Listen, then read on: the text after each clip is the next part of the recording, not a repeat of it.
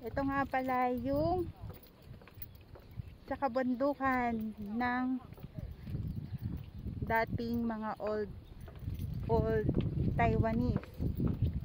So, nandito tayo ngayon sa pinakamahabang tulay.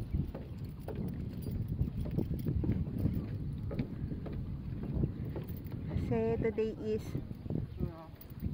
Labor Day. Walang pasok. Kaya nandito tayo ngayon. At ang ganda, 'di ba? Yan yung parang lahar nila. Sa kabundukan ng Cao Cao.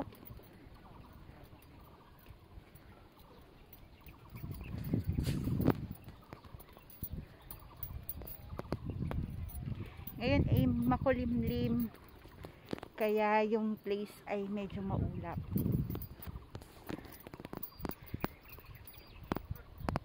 Taas na, pero walang tubig kasi summer.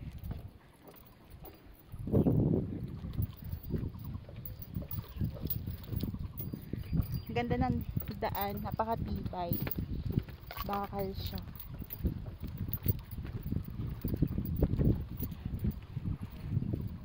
Ganda ng daan, no? Pag salamin to, maganda.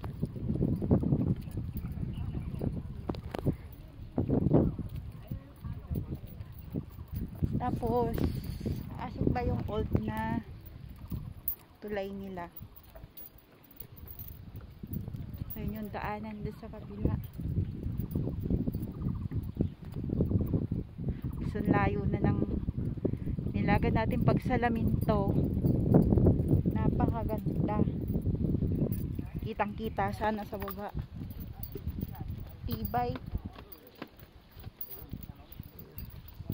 Doon sa kabilang bundok, pupunta tayo sa kabilang bundok.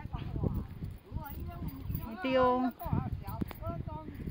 tawiran noong mga old days ng mga Taiwanan, o yung tinatawag ng mga Injumi.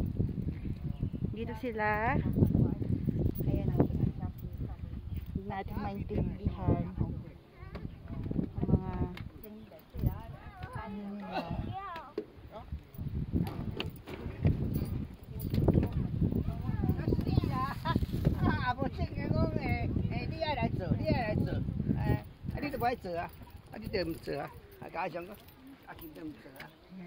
Para makapunta ka sa kabilang bundok, kailangan tumawid ka dito.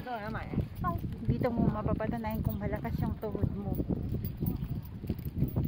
Kapag ang tuhod mo ay nanghihina na, wala na, kailangan kumain ka na ng balot. Kasi mahina na ang tuhod mo, nanlalambot. Ang haba na ng aming nilakad. Yung mga mountaineers na mahilig maglakbay at tumawid sa mga kabundukan. Parang tayong nasa Baguio. Ang ganda, diba? Napakataas nung bundok. Ayan.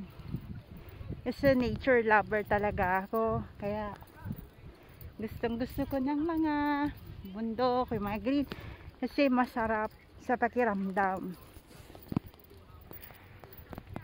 Kaya siguro nandito ako sa area ng province ng Taiwan. Kasi I love nature. Ganda, di ba? Ang haba na nilakad natin. Ayan, o. Muli-mulitan, kapanan. Yan ang mga salita dito ng mga Injuming.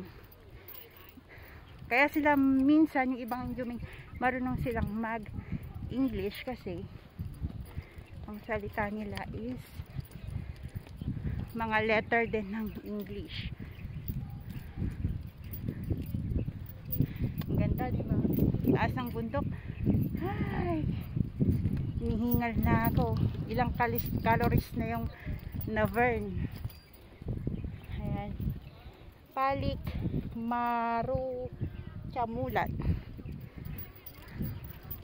parang sa atin mga itong area dito is parang sa Baguio. Haba na, grabe, as in layo ng nilakbay. Oh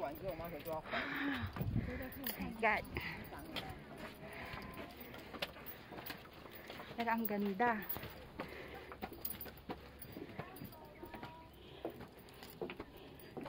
Ayan, kaya tayo sa may, ayan, di ba makikita mo, grabe ang ganda.